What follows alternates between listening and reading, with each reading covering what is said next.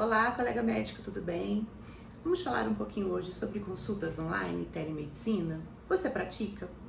Bom, para você que não me conhece, meu nome é Cristiane Couto, sou médica endocrinologista, trabalho também com medicina preventiva e o objetivo do Valorize Seu CRM é justamente de fazer com que você possa trabalhar com o que você gosta, menos horas semanais, ganhando mais. Eu tenho alguns pacientes online, né, de telemedicina. Confesso que não é algo que eu gosto muito, justamente porque a gente perde um pouco a pessoalidade, né? A gente não consegue ver mesmo o paciente como um todo, a gente só vê um pedacinho da tela, a gente não consegue examinar e eu acabo não conseguindo ter uma percepção tão boa desse paciente. Para que eu compense isso, eu preciso utilizar de mais tempo de consulta. Então, a minha consulta fica quase que dobrada e eu preciso cobrar um preço diferente por isso também. A minha consulta online acaba sendo o dobro do valor da consulta presencial. Isso pode ser um pouco antagônico, né? Porque presencial, eu vou estar com o paciente, vai ser muito melhor para o paciente também e ele paga mais barato do que se for uma consulta online. É isso? É isso. Por quê, pessoal? Assim, a telemedicina, que é a medicina à distância, ela já existe há muito tempo. A gente vê o uso de alguns exames, por exemplo, né, ou de algumas regiões mais remotas mesmo, que a gente não tem acesso ao médico de uma forma muito frequente, e a telemedicina acabou ajudando muito nesse sentido. Mas a gente viu um boom muito grande com o início da pandemia, né, ali 2019 para 2020, porque as pessoas precisavam ter acesso ao médico e tinham uma certa insegurança, né, de se locomoverem, de irem até a clínica, até o consultório, então isso acabou ficando um pouco mais comum. Alguns médicos se adaptaram muito bem, outros não se adaptaram tanto. Fato é, né, pessoal, uma coisa que a gente não pode negar. Com a história da pandemia, tudo online cresceu muito, né? Hoje a gente faz cursos online muito mais do que a gente fazia antes, a gente trabalha com mentorias à distância, a gente faz algumas consultas mesmo, né, assim, de consultorias à distância, por exemplo, com engenharia, com arquiteto, né, esses bate-papos, essas reuniões não precisam mais ser presenciais. Quantas e quantas pessoas não começaram a fazer homework, estão no homework até agora, fazendo um trabalho muito melhor e trazendo muito mais lucratividade para suas empresas, né? Então as pessoas se acostumaram muito mais com esse meio da internet, né? E isso é algo que a gente precisa se adaptar, porque a gente não faz ideia de como vai ser isso no futuro, né? As pessoas, a humanidade de uma forma geral, precisa do contato físico, precisa ver outras pessoas, a gente precisa desse calor humano, mas mediante tudo que aconteceu e não se sabe o que pode acontecer no futuro, a gente precisa estar assim muito atualizado mesmo, né, com esse assunto.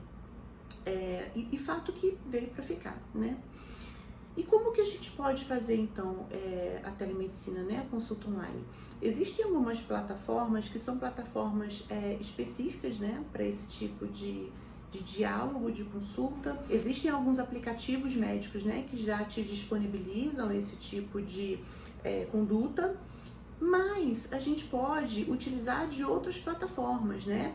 Pensando aqui no Conselho Regional de Medicina, eles orientam que sejam alguns aplicativos mesmo fechados, que você possa ter a consulta gravada, que você não tenha um risco, né, de hacker ou dessa gravação ser desviada, né, e vinculada ao próprio paciente por algum motivo.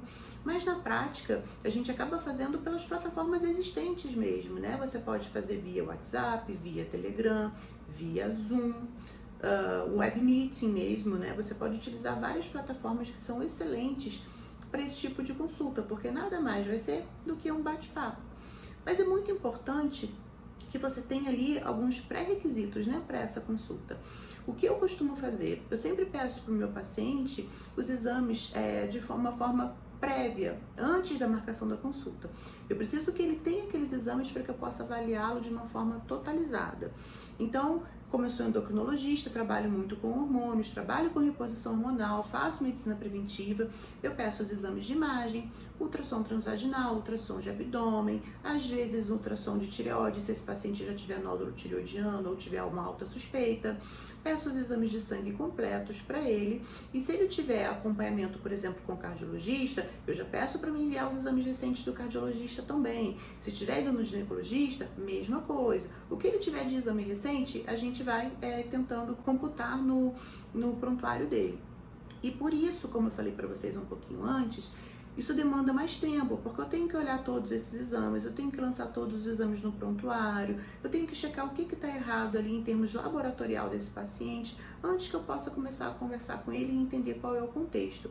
Então, isso demanda um pouco mais de tempo, talvez você precise também entender as plataformas que você for utilizar, né?